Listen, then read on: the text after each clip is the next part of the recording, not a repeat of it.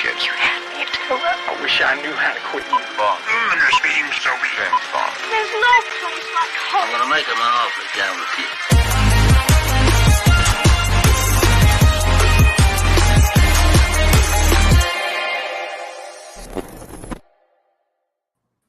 Hey, and welcome to another episode of Gone with the Wind. It's going to be a fun one today. We're talking about Flaming Hot and Spider-Verse, which both came out this week. And also going to be talking about some other things. But first of all, with Dan. Dan, how's it going? It's going good, Malcolm. I'll tell you what, man. I've been busy seeing all kinds of movies and TV shows and early screenings and writing so many reviews. I've just been swamped lately. And also, we've got a special guest here today. We've got Matt Kearns. Matt, how's it going? It's going very well. I have not been busy watching a lot of movies, but I've been podcasting a lot today.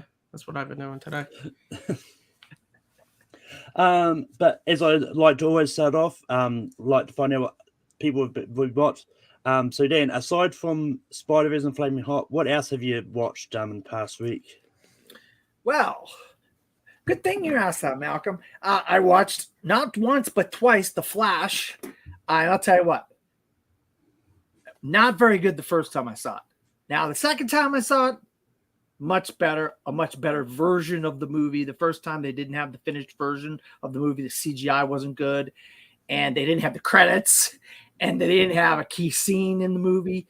So the second time I saw it, I did get to see all that stuff, and it drastically improved my opinion of the movie. I really, if you're going in expecting Ezra Miller to just be great, you got a good thing going, because he is fantastic. The cameos, the stuff that you've seen in the trailers. I mean, it really is a very, very good comic book one. Is it the best comic book movie around? No, but it's one of the better ones in the last, I don't know, 10, 15 years. You know, it's really a good movie. And I'm glad that they're starting to do some better movies in the DCEU, even though technically the DCEU is coming to a close pretty soon, maybe by the end of the year. But I really like The Flash a lot. Also, Elemental, the latest movie from Pixar. It's a mix between Inside Out and Romeo and Juliet. Gorgeous animation, great voiceover work. But the background animation is great. There's an amazing short at the beginning. If you like Pixar movie, if you think Pixar has been lacking in the last couple of years, this is a return to form for them, in my opinion. It's very, very good, and I think it's going to really be relatable to a lot of different demographics and type of people out there in the world. So Elemental is fantastic. Also, I saw it premiered at the Sundance Film Festival, and it came out in New York and LA on June 2nd. But I finally got a press screening of Past Lives. Oh my God, what a great movie. It's a movie that finally gets romance and love and friendship right. We haven't seen a lot of movies get that type of stuff right. And it's directed by Celine Song. It stars Greta Lee, and I think it's Toyo is the guy's name, the main guy in the movie. It's hard. And it's just basically the story of their lives from the time they were 12 till they're adults. And it's really a beautiful movie, and I cannot say enough. I think it could get a lot of Oscar nominations. Malcolm, when we get to that point in the show, I'll bring up some of the categories I think it get nominated in. I'm sure we're going to get to that stuff towards the end of the episode of Gone with the Wind. Also, as a film critic, we have special accounts and things that we can get movies early from various streaming services and things like that. I was able to get Extraction 2. Not very good. Chris Hemsworth is just not in a very good streak right now. A lot of the Marvel guys just are not in a good streak right now. Another Marvel guy, Tom Holland, the Crowded Room. He's good in The Crowded Room, but I think if Akiva Goldsman really needed to stick to writing and not directing, because I think he's the problem trying to do double duty here. I think if you had some really good directors directing these episodes and stuff, you might have got a lot more out of Tom Holland and the cast in The Crowded Room. And we all know the story about him wanting to take a year off because of this stuff that's happened with the crowded room. So there's that. On the Emmy front, I think you got your front runner for best miniseries, Malcolm. It's on Disney Plus right now. It's called A Small Light. It's about Anne Frank, and it's about Nazis in Germany and Netherlands and trying to save Jews from the Nazi concentration camps. It's a 8-part series. Fantastic. I cannot say enough about this. It's on Disney Plus right now. Everybody should go out and see A Small Light. Also, I got the first 6 episodes of Star Trek Strange New World. Not as good as season 1. There was a couple good episodes that I liked mostly involving Ethan Peck Spock.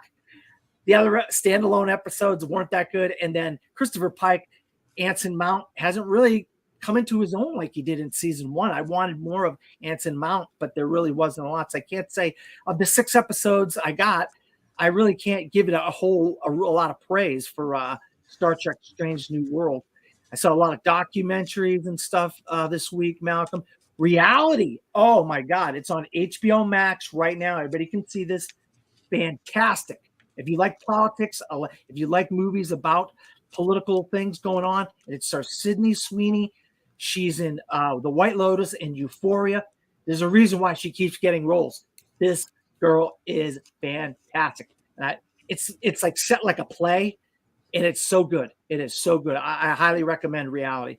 So that's basically a bunch of the stuff I saw this week. Yeah. But Matt, anything else you saw the past week? Yeah, aside from Across the Spider-Verse, I watched excuse me, I watched Into the Spider-Verse again in the lead up because I haven't watched it in a little bit. And then for a show that is going to be airing this weekend, I watched Mission Impossible 3. And then I watched the original Mad Max just because it's a great movie. It's one of my favorites. And I also saw a new Stallone movie and a World War II film called Escape to Victory, which I'd never seen before, and I liked a lot. So that's kind of all I watched. I actually got 2 more. I got actually 2 more, Malcolm, and I apologize. I know I said a lot. I apologize. Just before this is why I was a little late. I got the first 2 episodes of Secret Invasion. Oh my God! If you like spy, spy stuff, especially with the political climate we're in, involving Russians and England and political people, big shots, and if you like Nick Fury, Sam Jackson, you like Colby Smulders, you like Talos from the Skrulls, from Captain Marvel, you're gonna love this show. So far is really grounded, but it's so gritty and so raw.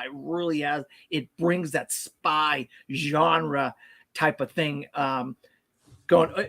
But it does have that kind of, I hate using the title, but Secret Invasion, Invasion of the Body Snatchers type of kind of thing going for it, And also, I'm a big proponent of physical media, Malcolm. And a movie that I love that came out 52 years ago has been they're taking it and editing parts of the movie out, and censorship really bothers me a lot. And I just wanted to mention that I watched 2 versions of The French Connection this week, and I saw the censored version, which is on a lot of streaming service, which is terrible, and then the uncensored version, which is on physical media, Blu-ray and DVD.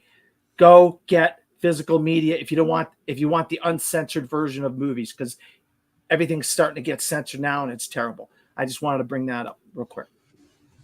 I don't really know what is different with it, but the weird thing is, I'm almost pretty certain on Disney Plus over here they've got the uncensored version of French Connection. Yeah, that's the thing, Malcolm. You're right. You make a good point. Overseas, they didn't censor it. In America, they censored it, and there's certain about 4 words. I'm not going to say them here.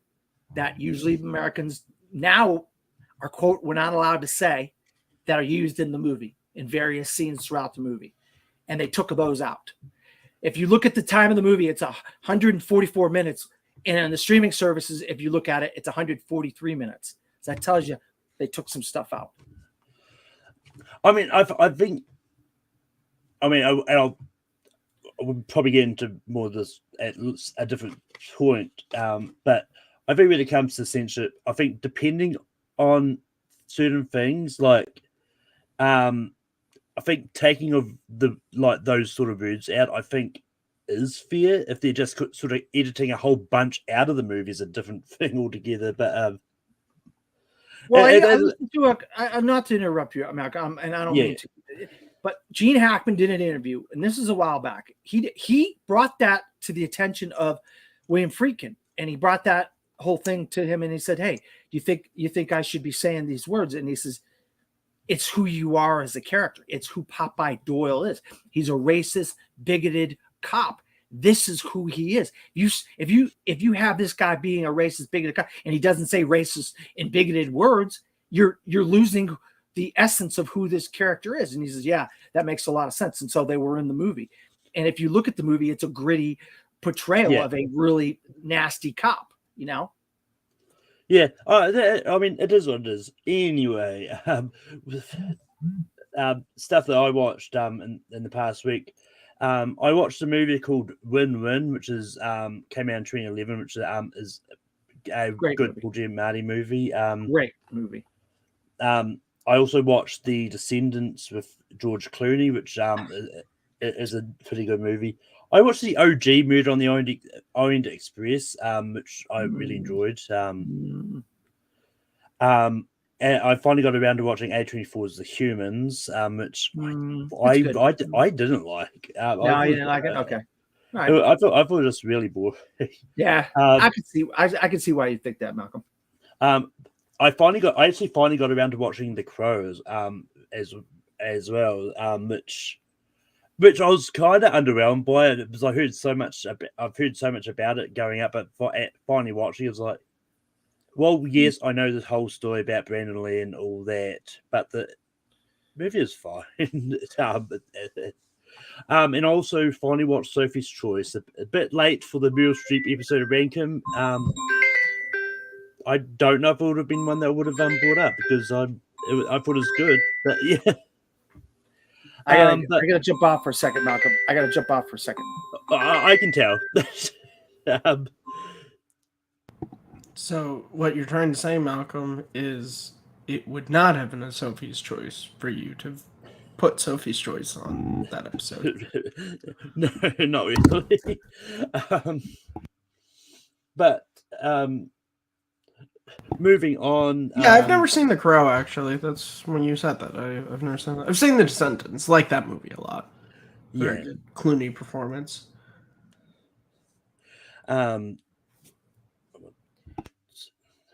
Need for it. But moving on, we got in the past week the trailer, the first official trailer was released for the new Yorgos Lanthimos movie Poor Things, starring Emma Stone in that. Matt, what did you think of the trailer? Is my mic on? Sometimes I turn it off when I'm not talking, and sometimes I forget if I turn it back on. I liked it. I liked the trailer. I'm a huge fan of the original Frankenstein film from Universal, and this is clearly a Frankenstein-ish story, and I'm all for that because I think those stories always bring up interesting discussions about, you know, man playing God and the creature in the story is always this unfortunate misunderstood creature, and Emma Stone looks great in it. Mark Ruffalo looks like he's having a lot of fun. Same with Willem Dafoe. So the cast looks really good. I'm definitely intrigued to say. I wonder if this is a movie I'll even be able to see in theaters. Just because in a post-COVID world, I think so many smaller movies just, you know, like they do their New York and LA runs so they can be nominated for Oscars, but then they just go straight to a streaming service or rental markets. But I definitely will check this one out in some, let's be honest, even if it comes out in theaters, I may not even go and see it in the future. Let's be honest. The last I was like, box, and I was like, wow, really? The last time I went to a theater before Spider-Man was Guardians of the Galaxy 3. So, you know. Yeah, you know, I also I actually rewatched the trailer just before this as well, since I first saw it. But I mean, this is Yorgos Lanthimos sort of going back to his really bizarre premise, which his last movie before this, The Favourite, was like a more grounded style movie. He's going really back to his bizarreness, because this is actually based on a book, and yeah, I mean, it is definitely a Frankenstein-inspired story, but the actual plot of the movie is going to be interesting to see how they deal with it here. But basically, Emma Stone is resurrected, but she has her brain swapped with that of her unborn baby's brain. So, like I said, it's a Frankenstein story. Well, yeah. So, yeah. I mean, it's definitely inspired by Frankenstein, but that whole plot of having your unborn baby's brain, infant's brain in your head is just one of those ones that's really bizarre and definitely really up Yorgos Lanthimos' alley. Yeah, I'm not really familiar with his work, so I don't know how this compares. I haven't seen The Favourite, so. Have you seen The Lobster with Colin Farrell? Yes, I have seen The Lobster. Okay, this is the same director. Okay. Yeah. Okay, yeah. Then now it does, because The Lobster is another, just like, to quote Bart from Spaceballs. What the hell was that? Colin Farrell was good in that movie though, but that was one of those I watched it and then I was like, all right, I'm probably good. Never watching this again. But yeah, I mean, it's gonna be interesting because like Yorgos, and this is one of those ones like I don't know how this is going to sort of translate when it comes to Oscars. The Oscars, because it's so bizarre. Well, it's not so much that, but Yorgos has a very interesting, like The Favourite did well at the thing, but yeah, Oscars, I mean, Olivia Colman won her Oscar for it. Yeah, and I mean, and Oscars love their period pieces in that. Yeah, they love their period dramas. I'm just bringing him up, his thing up to see his other movies. So yeah, so like I mean, even actually Malcolm is so taken aback by this man's IMDb page. No, it's more a case I got confused because when I looked up Yorgos, but then I was like, well, it's not going to say other things his movies were nominated for because I was looking at his own page. But so his nominations, like personally, like he was nominated for screenplay for The Lobster and then foreign language movie for the movie Dog 2. But yeah, but before we sort of dive into that, Dan, what did you think of the trailer for the movie Poor Things? Oh my God, Malcolm. What a crazy, crazy trailer, man. As soon as I saw that trailer, man, I sent it to you because I said, Malcolm has got to see this movie. I mean, you don't know what Yorgos Lanthimos is going to do, you know, with The Lobster and The Favourite and the way this character that Emma Stone is playing.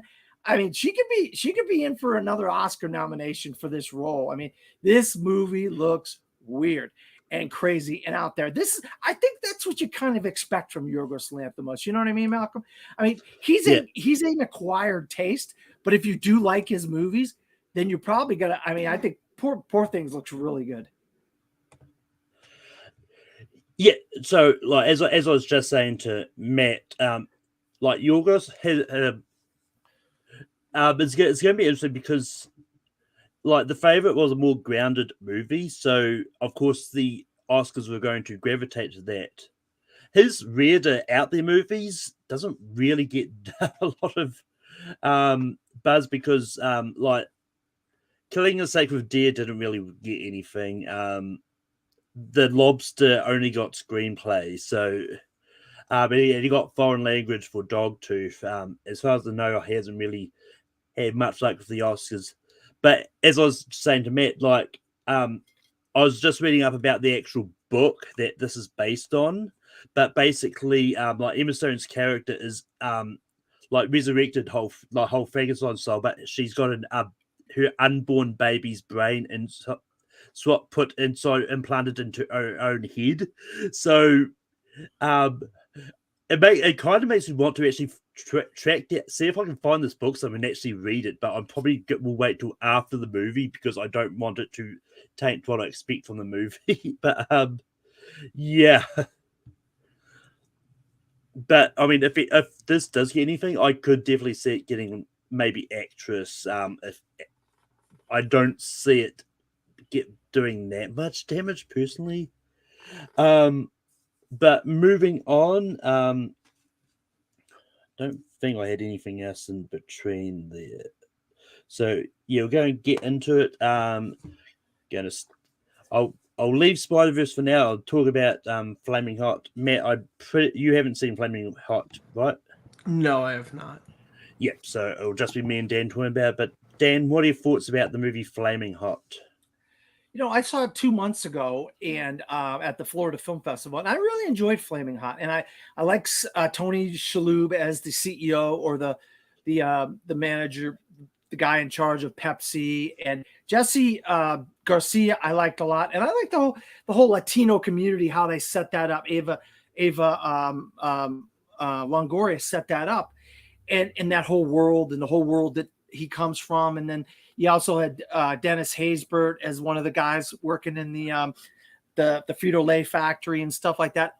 But my problem is that this may not have been kind of a true story, how this is set up, because things have come out now that maybe this is not a true story, and these events didn't happen this way. And I know something, obviously you take these kind of based on a true story things with a grain of salt. A lot of them are kind of taken with creative license, but now it kind of makes me sour on Flamin' Hot because I really liked it when I first saw it, and then since then things have been coming out about it, and I'm kind of getting a little sour about it. But I did like it, and I like Tony Shalhoub, and I like these kind of true life stories. You know what I mean?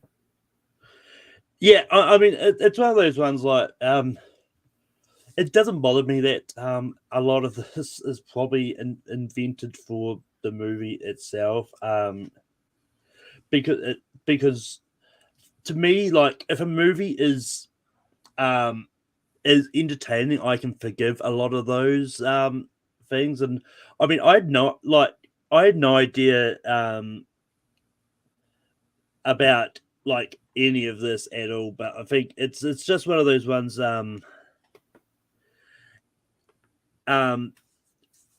was I think part of it is more about showing about this whole Richard Montelese character itself, and it's to do it from his point of view. So I think maybe that's why they've done it, so that a lot of these details are not really overly factual. But I think it's I think it's just one of those ones they're just showing, like, you know what, like there's a whole lot of things here, but we want to do it from his point of view, so we want him to sort of tell the story the way he wants to. So that's kind of but yeah, I liked it. Unfortunately, though, I think this is going to be forgotten by us. I don't think this is going to get anything. This is an Emmy. This is a made-for-TV movie anyway. This is for Emmys. It's for Hulu, so it's not gonna. I don't think it's. Well, is it in theaters, Malcolm? Well, I don't think it's in theaters, but yeah. I thought it had the standard New York and LA release though. Oh, okay. All right, then okay. Well, that's the thing. I think when it comes to these streaming movies, I think you got to assume that they had the LA New York release, so they can qualify for Oscars. Yeah. And I did see it at a film festival myself. So, and it played at South by Southwest. So, yeah, I guess it's technically a film for theaters. So, yeah, you're right. Even though, but yeah, I mean, yeah, this is definitely one I wouldn't have just rushed out to the cinemas to watch. Anyway, it's like I would have just waited for streaming anyway. But yeah, I enjoyed it. It's just gonna be one of those ones that's gonna be forgotten when all the other better movies come out. Plus, there's a few other like made true type stories that are on like streaming services. Amazon's got Air, Tetris is on Apple, Blackberries. Maybe it's still out. There's a few other ones out there that are actually better than Flamin' Hot. Yeah, I mean, and I think even both Air and Tetris, I think there's a lot of stuff which may or may not have ever actually happened. Yeah, good point. But out of those, I think Air is probably the one that's going to be remembered the most come Oscar season, because I think that one's going to be talked about a lot. But moving on to Spider-Verse, Matt, what are your feelings about Spider-Verse? I think Spider-Man Across the Spider-Verse is a very good sequel to Into the Spider-Verse. I like how they've allowed there to be some time in between both the movies, like there's in real life. I like where we get a little bit more backstory on Spider-Gwen in this one, as well as building more stuff up for Miles. I think the introduction of the whole sort of like Spider-Man, like sort of web of sort of trying to keep the canon of Spider-Man, I thought that was a really interesting idea. Overall, I don't think this movie is better than the original, but I don't think that's a problem. I think it's okay for it to be a good sequel, and we'll most likely get into more of this as we talk. But yeah, it was a good time. Yeah. So I've sort of given a few of my thoughts already on Rankum, but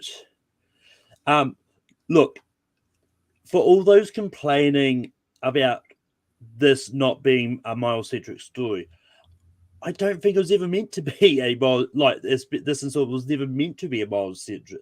Like, well, yes, Miles is in the movie and he's a big part of it, but I think they were really smart in the way they did this and actually showed a lot more of Gwen's Earth and what she has been going through and all that. And I think it's smart because it gives her that character development that I think they didn't really do in the first one. But I think they want to make it clear that it's not just Miles who's a main character in this trilogy, but Spider-Gwen is a big part of it. And I wouldn't be surprised if the third part we get more of Miguel's backstory and all that. So I think as a trilogy, like each trilogy, we're going to get like a big in-depth backstory to each of the three major spiders, and which will flesh out all those characters over time. But this is one of the I actually thought there were, like, especially with Gwen's story. I think there was a lot of good. This had a lot more heart than the first one, personally. And I it's one of those ones like different opinions is always good because as long as you respect everyone's opinions.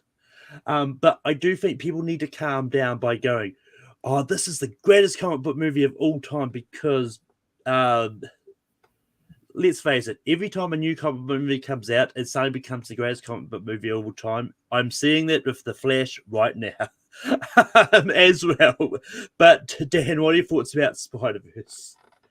Yeah, I mean, I saw it a few days before it actually came out in theaters, and I really liked it a lot. And I actually, I want to defend what Malcolm's saying. And I want to defend the fact that I liked the Gwen Stacy stuff a lot. And I liked the stuff involving Captain Stacy and Spider-Man's parents. And that stuff to me grounded the characters much more. You know what I mean?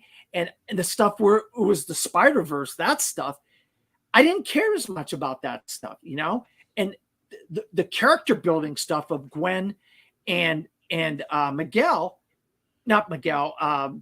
Miles Morales was the strength of the movie, in my opinion. And then the other thing is this. I couldn't believe how many people, Malcolm, that were upset when the To Be Continued came on there. And they're, what? Oh, that's a bunch of crock. I'm like, where have you been, people? You didn't know this is a part one of a part two? Mm-hmm. I mean, everybody and their brother knows that this is part one of a part two. I mean, I was shocked in my theater that nobody knew that it was part one of a part two, even though it was quite long, almost 2.5 hours long, And I love the voice cast in this. I mean, there's so many great voice actors, Oscar Isaac, Shea Wiggum, and so many other people that played voices. I like Spider-Woman. She's pregnant and all that. That was kind of cool. The Indian Spider. I thought that Spider-Man, that was neat. How about the Punk? Spider-Punk. Daniel Kaluuya played Punk. That was so cool, And those are the types of things I gravitated more towards in it.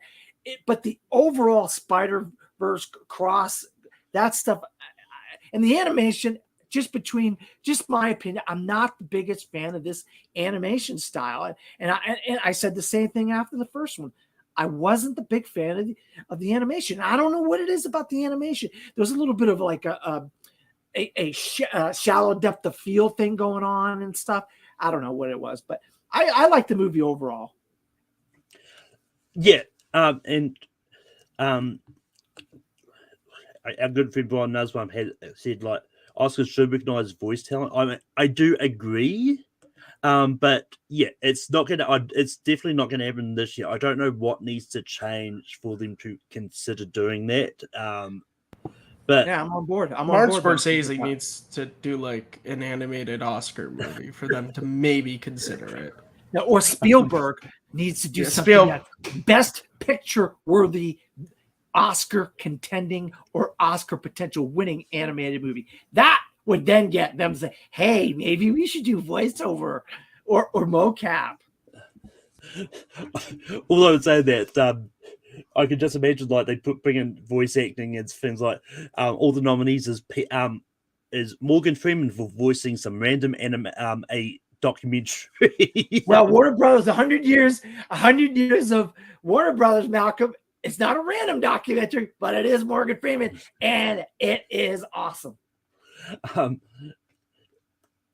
But yeah, I mean, as aside from the Oscars goes, like one thing I do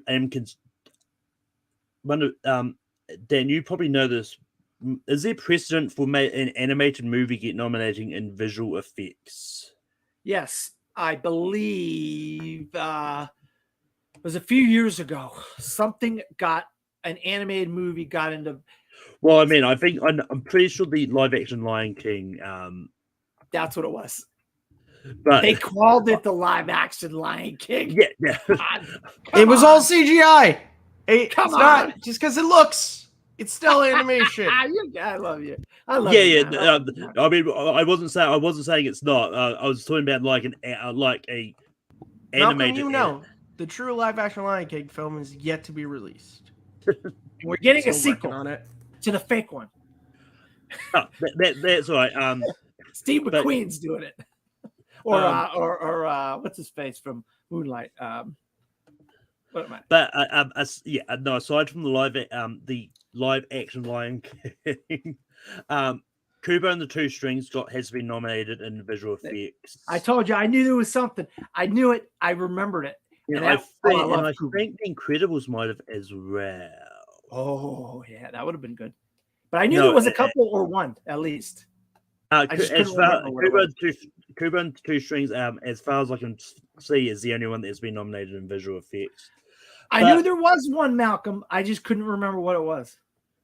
Yeah, but the reason I ask that is I really hope, and I think it's possible, that I think Spider-Verse could be nominated in visual effects just for Spider-Punk alone, because from what I've heard, heard, and this is something my brother was telling me the other day, but like when they're doing the first Spider-Verse, like they wanted all the other miles to be done at 2 frames per second, and while the other characters are not. I think they were saying that Spider-Punk was done like at 3 frames per second, just to get that punk aesthetic down. So I think there's a good chance we could see Spider-Verse in visual effects. Good point. You make a valid point, Malcolm. And we've seen, you're right about that. Animated movies have been in song, best picture. Now we've got one in visual effects. So they're starting to spread. The animated movies are starting to spread to other categories, which is a good precedent. Yeah. I mean, well, yes, it was a hybrid. I think I think that visual effects style was more about the fact that they're putting these anime characters into live action settings. I think that that's a great point by that listener or watcher, whoever that was. Very good job. Yeah.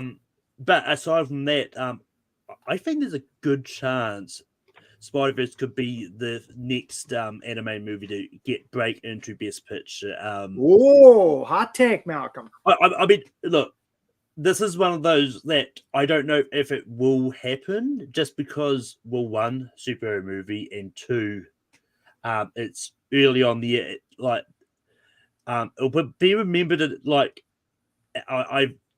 I'm not 100% confident on it getting into Best Picture, but I think if an animated movie does get into Best Picture this year, it's probably going to be Spider-Verse. But Matt, like anything else you want to add about Oscar, maybe potential Oscar chances to Spider-Verse?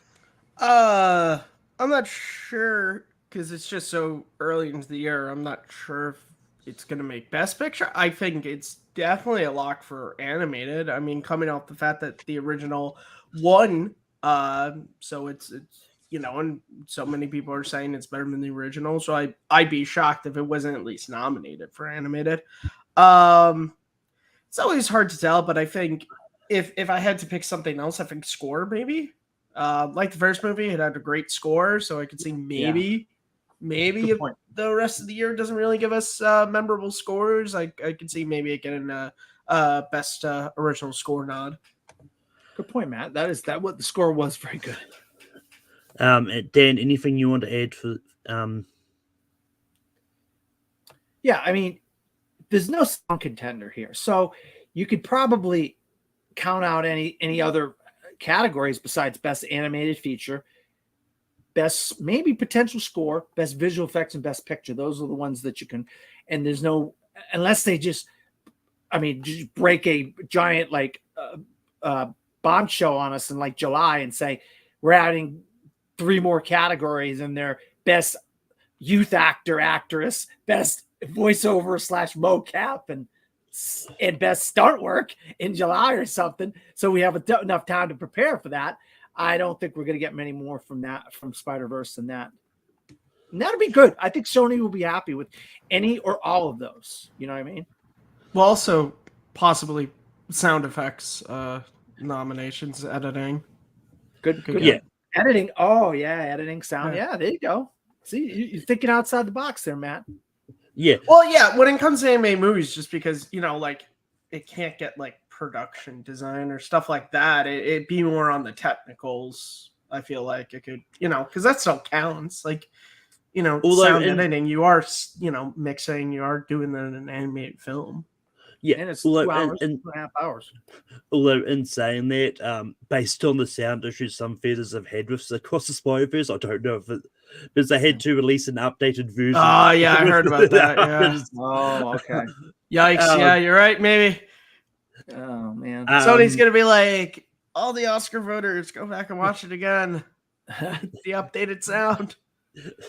I hate it's become a trend now that movies now have been starting to get video game inspired patches because I think Sonic was Cats was one that had to be they had to patch butthole cuddle stuff. And I put in even Sonic. I think they updated, but Well, Sonic they changed from the trailer. Not well, the yeah, release. yes. I mean, but yeah, so it's definitely going to be interesting to see what happens here. Brian does have a prediction for what he thinks the 5 for best animated movie will be. And he thinks it's going to be Spider-Verse, Wish, the Teenage Mutant Ninja Turtles movie, Mario, and Chicken Run 2. I don't know about Chicken Run 2. If it had Well- Gibson back, maybe. But they replaced him. Malcolm, you Rocky! got to get in a fight with Malcolm here. You got to get in a fight with Malcolm, Matt. It's not the Well, original I mean, Rocky. I'm not a fan of the first Chicken Run. I haven't even seen the first Chicken Run. I just Yeah, I saw them replace them and I was like, oh. but He loves Wallace and Gromit. He loves that studio that makes those. Yeah, I haven't. I really those were movies that came out when I was a kid, and I just missed them. Those. I think Chicken stop Run's motion on ones. Netflix, though. I think it's on Netflix now. If you didn't So watch it. definitely, Yeah, I read the no. comic book of Wallace and Gromit, Curse of the Were Rabbit, so I know the plot of the movie. yeah, Good. but I mean, I think Brian might be on something for Chicken Run 2 because well,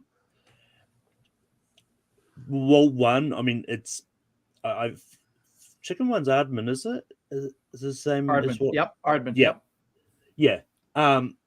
So just for that, I think because they do like the Aardman movies, but also the long-standing theory is the animated feature came about because of Chicken Run coming out, and it wasn't and because Chicken Run came out as like I think it got snubbed also to like if only there was a category it could have been nominated in, so they created the best animated category because of Chicken Run.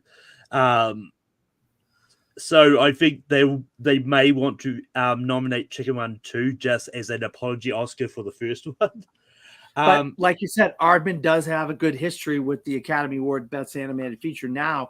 Also, you can't count out DreamWorks. DreamWorks have really been in there a bunch over the last 15, 20 years. And you got Ruby Gilman,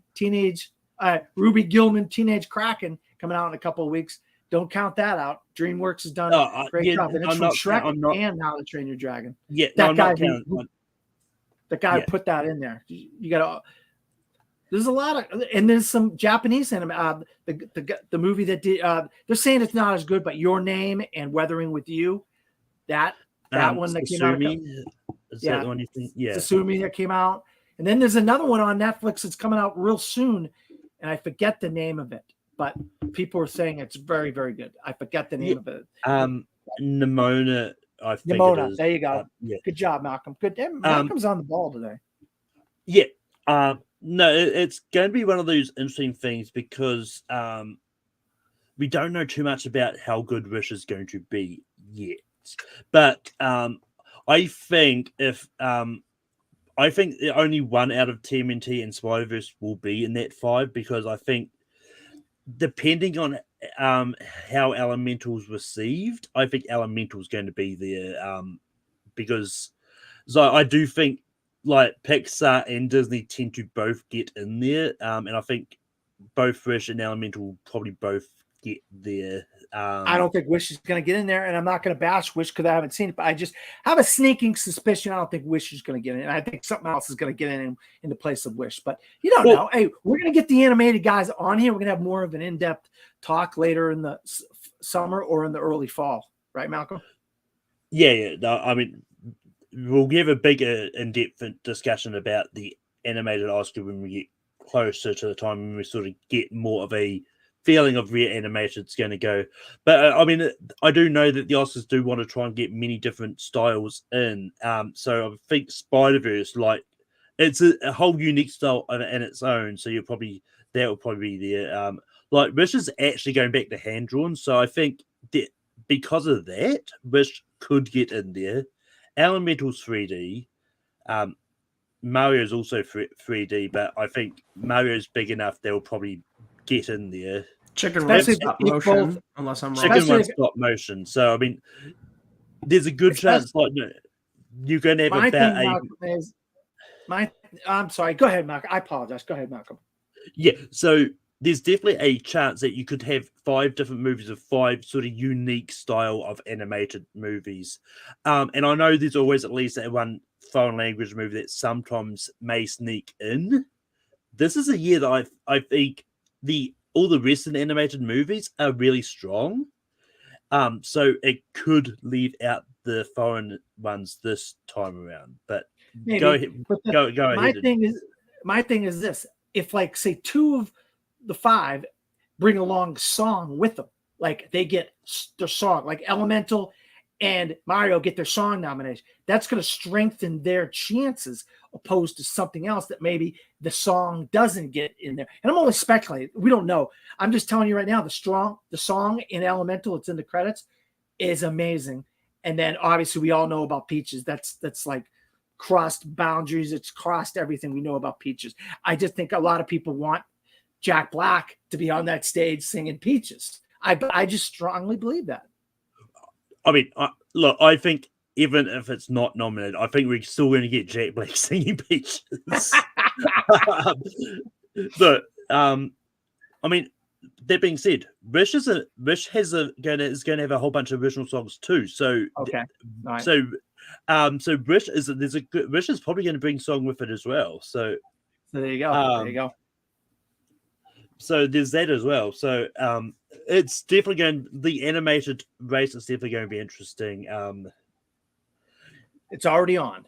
The race is on already, right? I mean, it is, because especially with like the with Mario Spider-Verse and Elemental coming out, like it's Ruby Kraken in a couple weeks. Yeah, Ruby Gilman, Teenage Kraken until like 2 weeks. But yeah, the last thing I will to transition from Spider-Verse, the last thing I actually did want to bring up, because just this past week, the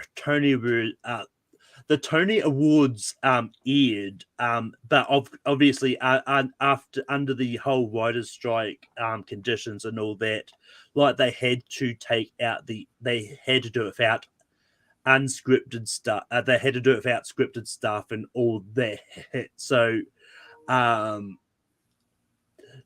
So yeah, I don't know if you watched the Tony Awards, Dan, but no, I didn't. Yeah. So, but it's one of those ones that, from what I've heard, it worked really well with it just being like an award show giving out awards. There definitely was a few stuff because like there was a time where Ariana DeBose had written on it sort of who was coming out to present the award, but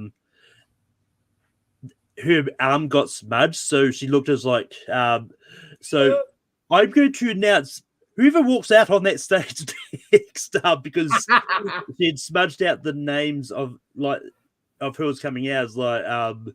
It's like this is just from the clips that I've seen from TikTok and that, but there's a good chance the Emmy Awards is probably going to have to do that same thing, because as far as I know, like at this stage, it's the writers' strike looks like it's not going to end soon, and plus with the potential of SAG joining them and DGA maybe joining them too. DGA prevented it, Malcolm. Not to cut you off. DGA did prevent their strike, so there won't be a Directors Guild strike. But looks like the actors definitely are going on strike. Well, I know that DJ's got. I think they've still got to vote on to accept that condition, the new contract. So I don't think they're completely out of the woods yet, because I know a lot of, from what I've heard, is there's a few directors that still don't think they should accept it, because as some of the TikTokers I've seen that's been talking about it, because of the last strike, the DGA's deal they took, but before kind of undercut what the writers got. So, but I don't. But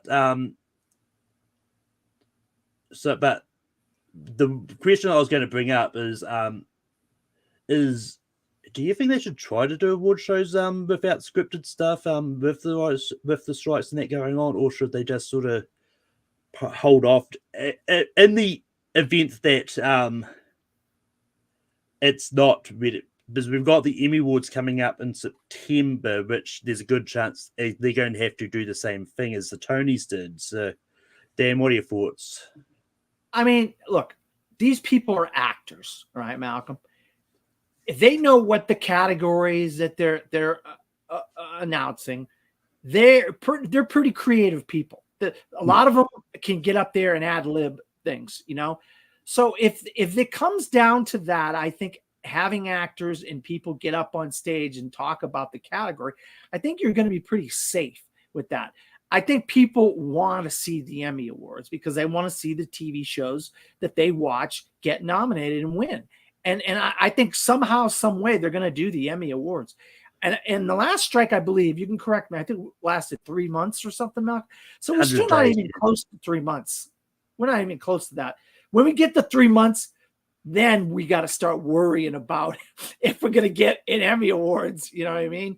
And I like that. Yeah. I mean, if you say the Tony Awards were successful without having scripted stuff, then good. That's a template that they can use. You know what I mean?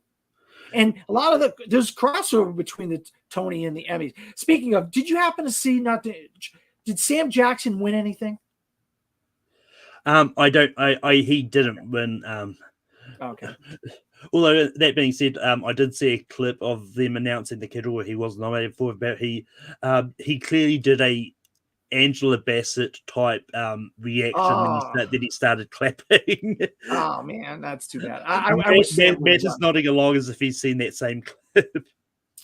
Yeah. All right, Matt, what do you think about that? I mean, you're not a big awards pundit like us. What do you think? You're the average guy. What do you think about this? I mean, I watch the Oscars every year. Don't really watch Emmys or any of the other ones. Malcolm talking about Sam Jackson. There's precedence for that, considering he's very famous for in '95 when he didn't win Best Supporting Actor. You could audibly see him saying shit. I do think it sucks when people do stuff like that. Like the Angela Bassett thing annoyed me. I think it's totally fine that you can be unhappy that you didn't win, but like, come on, you can't just do this. Like look, me and Malcolm, we're 3 times Schmoedown Awards losers, okay? If I was live there, I'd be doing this, okay? I'm pissed that we didn't win. Like, no one expects you, but like, don't be that person. Like, don't be that person. Don't take away from someone's win by having to be like, oh, I should have won. With the writers, I still think they should do the award shows because, you never know when these strikes are going to end. And what do you want next year's Emmys to be for 2022 and 2023? Don't hire Jimmy Kimmel because he's horrible when he has writers. So I don't even want to subject an audience live, pre-recorded, whatever, to him without pre-written jokes. So get an actual funny comedian and you'd be fine. Yeah.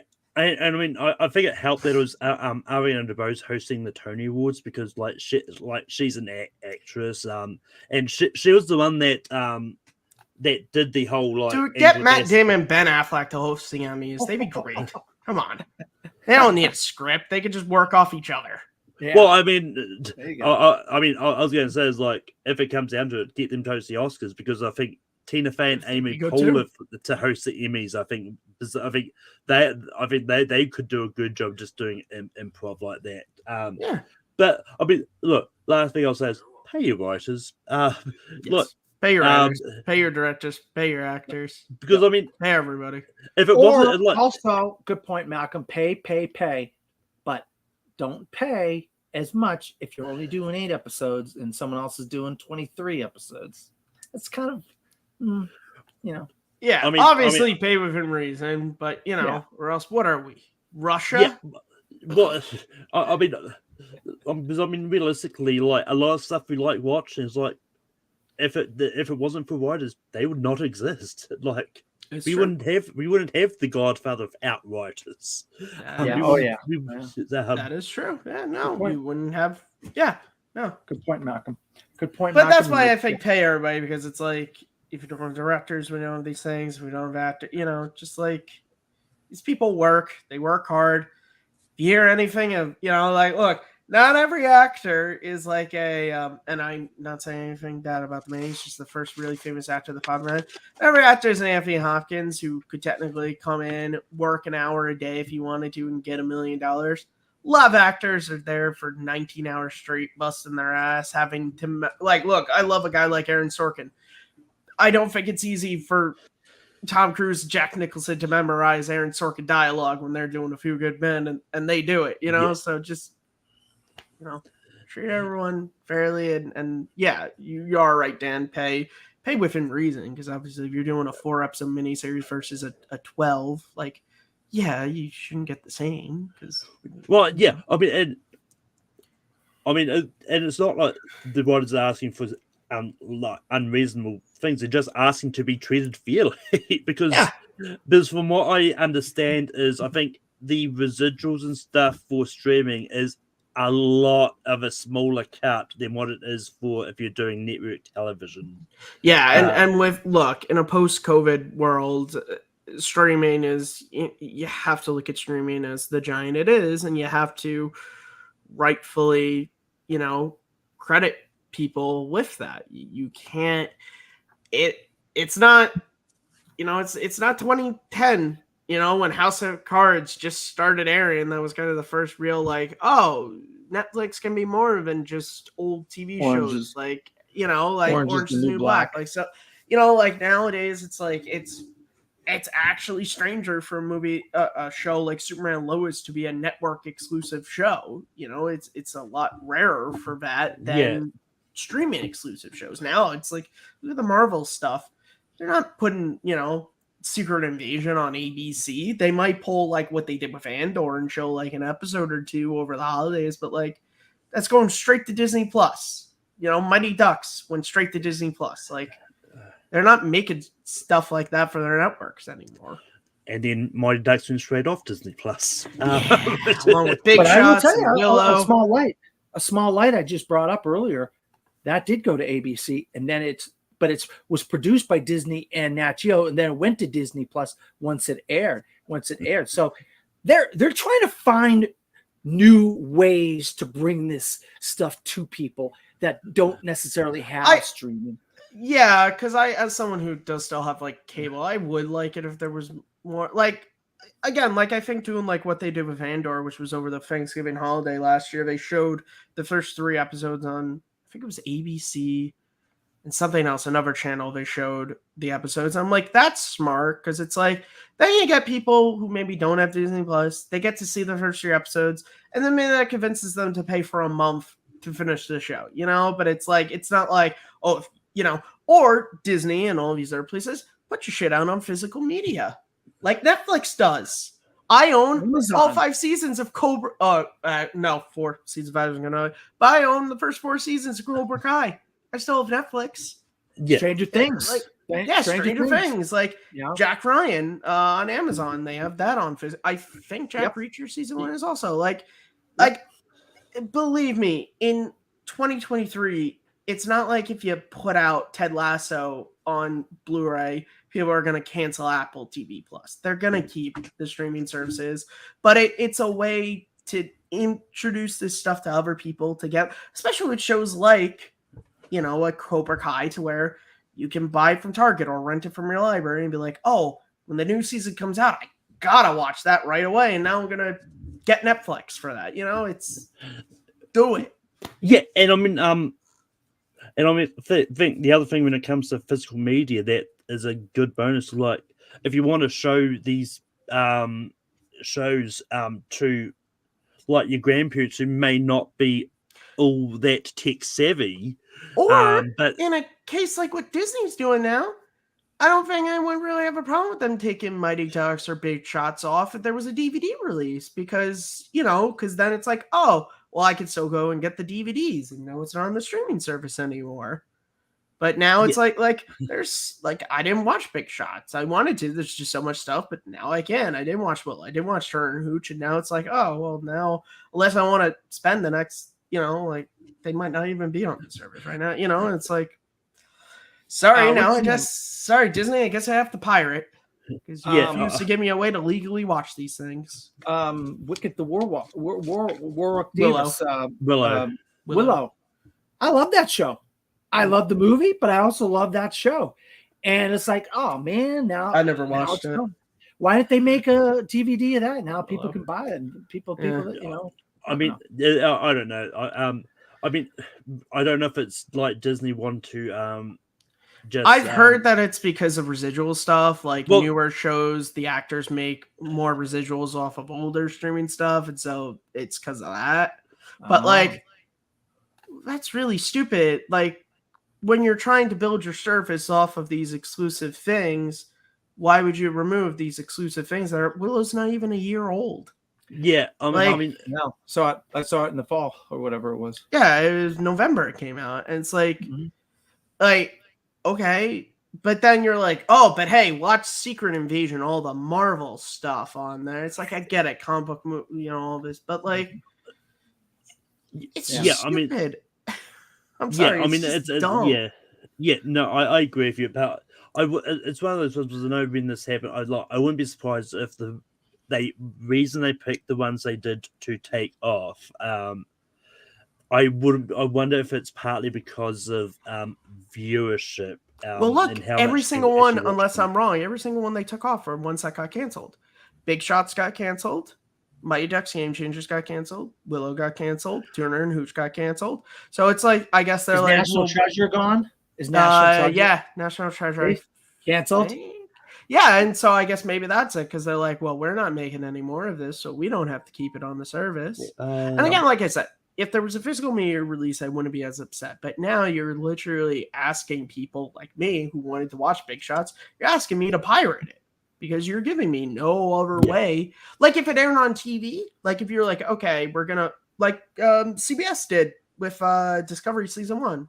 They aired that on CBS. Like you can do it still. Like if you did something like that, great. But you're not going to, so fine. I'll pirate it and then. No, National Treasure's still on Disney Plus. Oh, is it? It is. I wasn't sure. Big Shots, Mighty Ducks, and Willow were like. Turner Hooch, because those were one. Well, I watched Mighty Ducks, but like Big Shots and Turner Hooch, I just never got around to, and now I'm like, well, shoot. Yeah, I mean, as I said, like, I mean, well, yes, I know the reason for doing it was because of residuals and they're trying to save money and all that. But I wonder if the other, like, well, yes, they are all shows that got cancelled as well, along with some of their original movies that they took off. Yeah.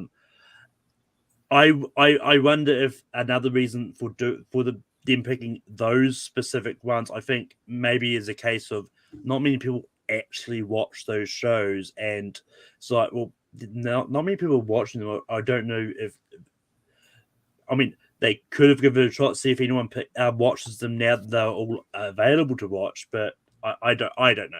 It's just it's all speculation at this point. Yeah, of course, yeah, but I just think it's a very to me, it's you want to get rid of them because of reasons, residuals, whatever. That's fine, but don't like you have to give people another option. Like I said, air it on ABC. That's fine. You want to do that?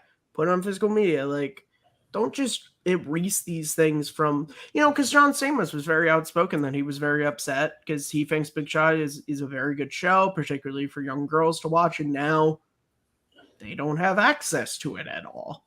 And this is John freaking Stamos. This man is like Disney royalty. He did 8 years of Full House. You don't want to upset this man. Well, I mean that's going into a whole nother discussion thing about this. Apparently, a lot of the stuff that was taken off, like had either queer representation, like LGBTQ representation. Well, I'm pretty sure they're not just doing it to be spiteful to those. It's that's probably groups. just a That's coincidence. just an unfortunate Yeah. coincidence. I was really upset about Mighty Ducks because I watched that show. I really like that show, and I'm upset because it's a show that was very good at promoting. Like, you don't have to be the best, but so long as you try to do your best, that's what's worth it. And I think that's something not even just for kids, for everyone to sort of get. And now it's like, oh well, now no one gets these messages, but it's okay because we still got all our Marvel stuff and Star Wars, and that's what we care about. I'm glad Obi-Wan is still on there. What would I do without that show on Disney Plus? What would I do? Well, there's things like I don't think they would. I mean, those shows would have had to be severely underperformed in viewership for them to take those off. And unfortunately, when it comes, they're not going to because they're strong IPs. We'll see what happens to American-born Chinese if how long that stays on there.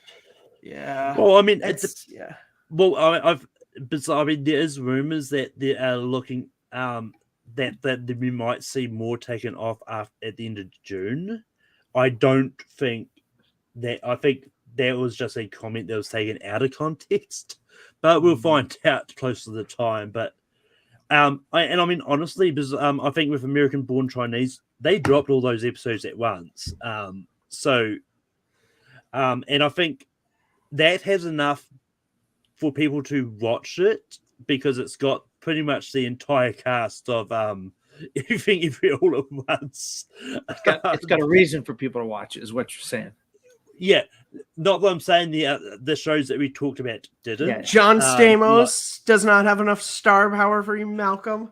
Lorelai Gilmore does not have enough star power for you, Malcolm. Emilio Estevez. Wait, she was in Big Shot? No, she was in Mighty Ducks. Emilio Estevez was back. I never watched the Mighty Ducks show. I was part see, right there, you should have. He's only in season 1 though, because I was part of the problem for the Mighty Ducks show. You're part of the problem, Tuna. No, Nicolas Cage in American Treasure. Treasure. Maybe that would have gotten better ratings if Nicolas Cage had been in. Malcolm, I wanted to watch it, I just didn't get around to it. Okay, I wanted to support a dog cop show. Don't start with me. No, ironically, I was the same for Mighty Ducks. Like, I was considering starting watching it before it was taken off, but then I just never got around to it. And then they gotta understand with how many different streaming services there are and how many different originals and all this stuff. I'm not gonna be able to watch everything right away. Yeah. It might take me a year before I get around to it. I didn't watch Jack Reacher when it first came out. Caught up on it last year. You know, but if Amazon took it off like 3 months afterwards, I never would have watched Jack Reacher. But I mean, going back to sort of where the discussion's kind of started, like when it comes to TV, and that, I think, unfortunately, network TV is just not many people watching network TV anymore. Because I think most people are watching the stuff when it hits streaming service like the day after or whatnot. Because we've seen things like just recently, like Young Rock has been cancelled. A show that I really enjoyed called Grand Crew has been cancelled. Gotham Knights just got cancelled. I mean, I think most people saw that coming. I didn't watch it. Superman Lois got renewed for season 4 though, so that's good. Yeah, but just with 10 episodes though. What? True Lies hit the bricks. True Lies. Oh, what a shame. Fatal Attractions on Paramount Plus, but I don't see that last. No, the funny thing is, like, True Lies got cancelled in a couple days. Did not have me cancelled. The funny thing about True Lies is True Lies got cancelled, and they just put that series onto Disney Plus for me. Malcolm, get caught up on a show that will never have a conclusion. Better hope it doesn't end on a cliffhanger, buddy. I have been watching. I did actually say I've been enjoying that show. But anyway, I think you've kind of reached. I think kind of reached the end of awards discussion. You know, I think we've kind of got a little bit off topic. Let's just real quick, Malcolm. Real quick before we hit the bricks here. I think I saw a movie that is going to get a lot. Elemental, I think it could get best animated feature, best song. I really believe in those two for that movie. All right. And 5 different categories for past lives, Malcolm. Okay. Best picture is a real potential. Best actress for Greta Lee. Best supporting actor for Toyu. Best screenplay for Celine Song, and I think best original screenplay, I believe, and best direction for Celine Song. I think you could really. I mean, I strongly believe in Past Lives getting a potential of 5 nominations, 2 for Elemental of the movies that I saw, and then definitely best miniseries, potentially winning for A Small Light for the Emmy. Yeah, I mean, Past Lives is A24, is right. Yes. Yeah, so I think just that alone is probably enough for Past Lives to get some consideration. I think best song is going to be interesting because, you normally have at least 1 or 2 animated songs get in there sometimes. It's going to be interesting because there's at least 3 movies which are going to have original songs like that. So we could have like 3 animated songs. Like Peaches, I think, is probably the one that's guaranteed to be there. I think it's going to depend on whether the Elemental song gets a lot of momentum or whether Rich's original songs get momentum as much as Peaches has, because Peaches is all over TikTok. And you can't use the Little Mermaid songs because they're reimaginations of other songs. They're not, except for Eric's song. New song. Doesn't he have a song that's yeah? new? Well, yeah, Use his. Eric's song. I've heard. I haven't seen. Scuttlebutt. Yeah, What? that ain't gonna get in there. Is that Aquafina one? Yeah. Dear God, no. Yeah, I haven't seen the movie, but just no. I mean, look.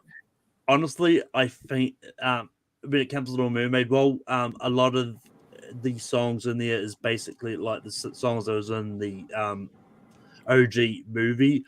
I think if anything gets buzz, and I think the Oscars are going to see, and I wouldn't be surprised if the one that ends up getting in for Little Mermaid, if one does make it in, I wouldn't be surprised if I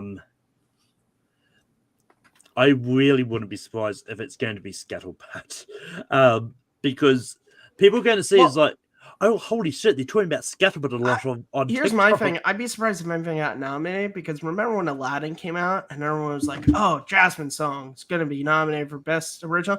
And then it didn't get nominated because it came out in June. And by the time, other Oscar movies came out, you just kind of forgot about it. I thought Speechless was nominated.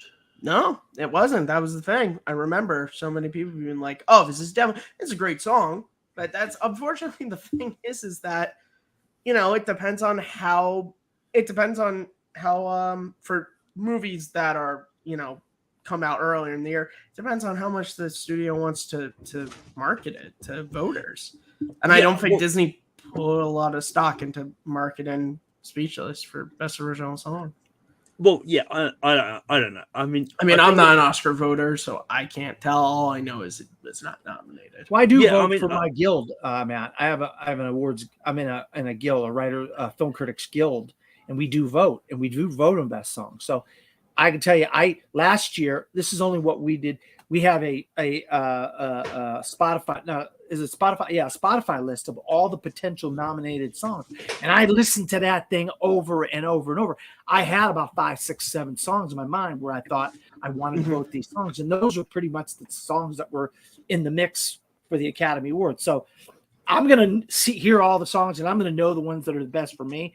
And usually, if they're halfway decent for me, they're gonna be the ones that get the nominations come next year. I don't know. I think if we're getting a bit the obvious one that's going to get in, that Diamond Warren song from 80 for Brady. 80 for Brady.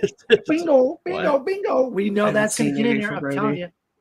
Oh, you got to see it. And then the song has got 5 massive female singers that are singing the song for Diane. Not some stranger that you never heard of in some movie that you're going to see or never heard of, Matt. 80 for Brady. It's got Tom Brady. It's got the massive cast. and it's got I know five the cast. mega stars singing the song, which is different. Can you imagine the Gloria Estefan, Cyndi Lauper, and three other big ones that at the moment I can't are coming to my mind on that stage singing that song, and tell me this ain't Diane Warren's big best chance in 20 years or whatever, since she should have won. We all know she should have won for Armageddon. Let's not even get involved in this conversation right now. We all know that should have won best song. Bottom line. Well, Dolly as Parton, the biggest Armageddon fan, I am Malcolm No. Prince of Egypt. Dolly Parton, Right to win Cyndi that year. Lauper, Gloria Estefan. Who else, Michael? Debbie Harry, and Belinda Carlisle. Massive stars, Matt. Can you imagine them five getting up on that know. stage singing that song?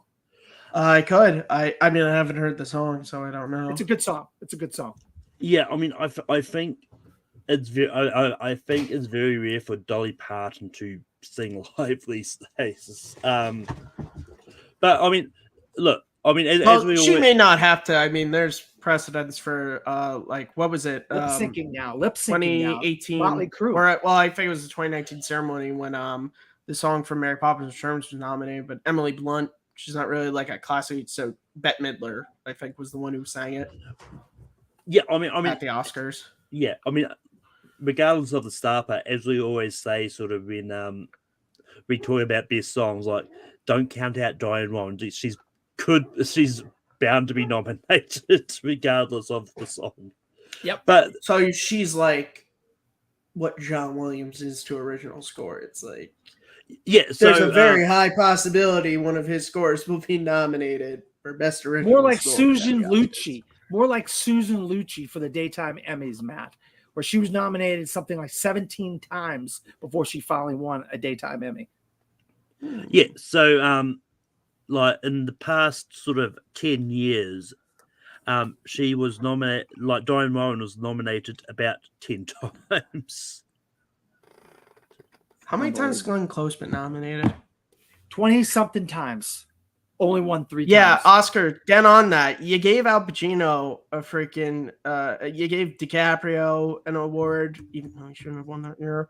Get on it. Don't get me started about I'm not gonna live in a world where Glenn Close dies Oscar-less with like over 20 nominations. She should have won for her the last one. She should have won for the last one. She got nominated for. She didn't win, and Olivia Colman won for.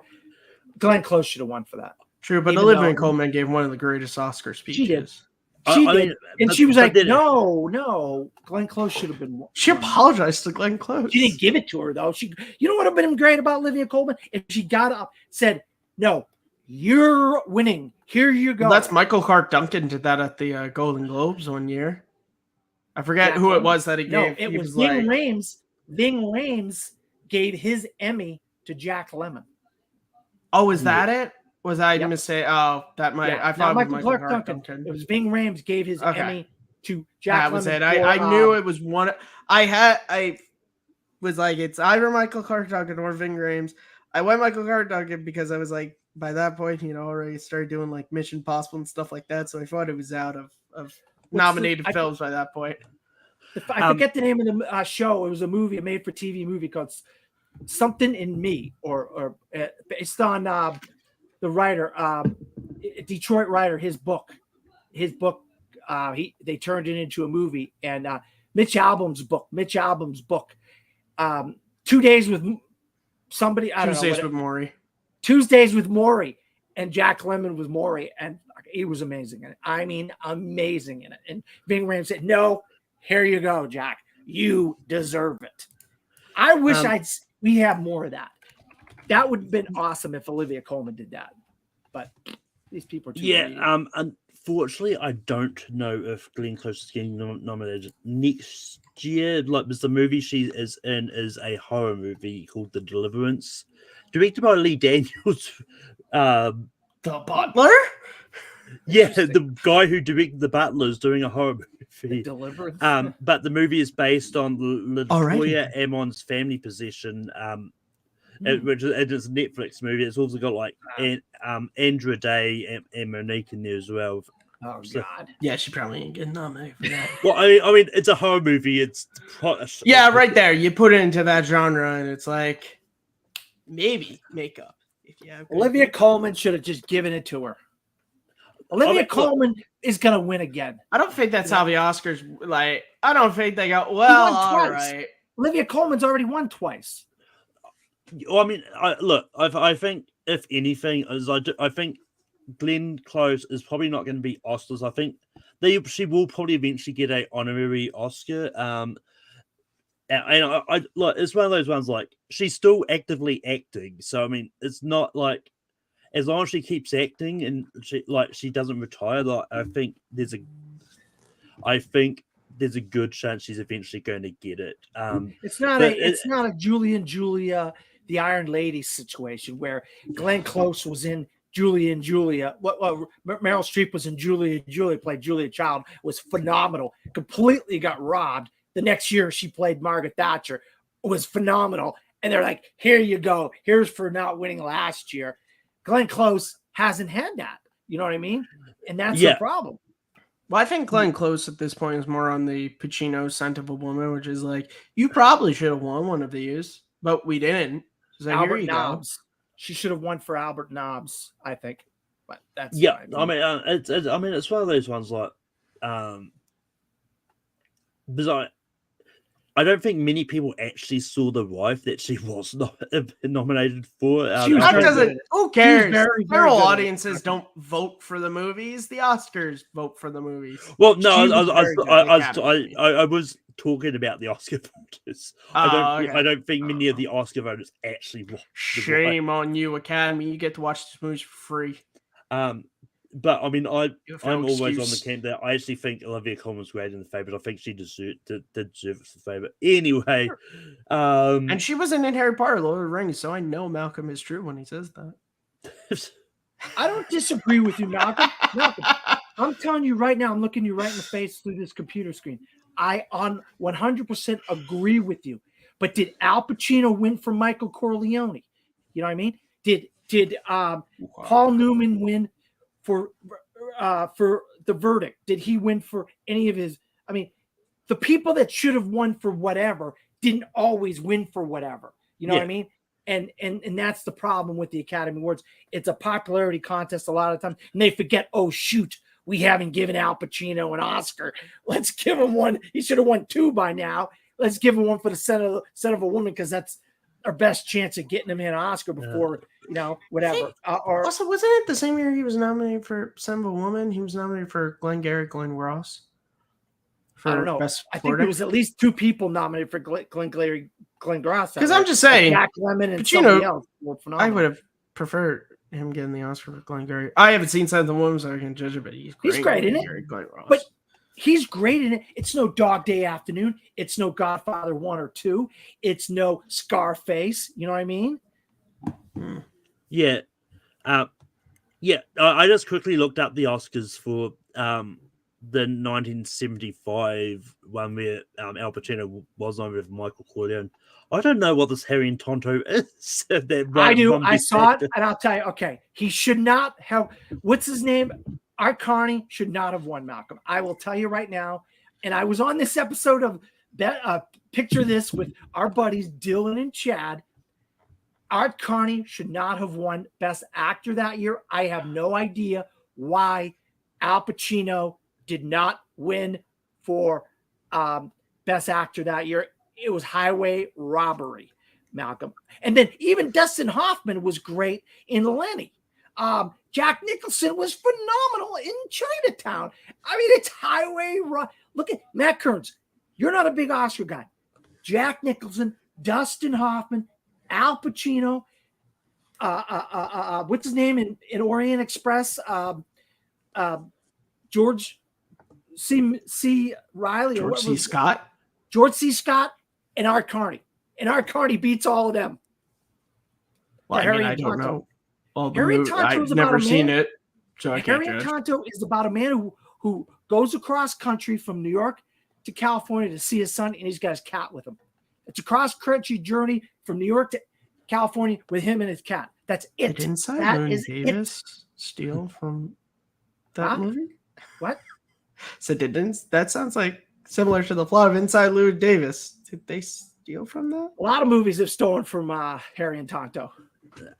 Well, I mean, there's a movie that's coming out.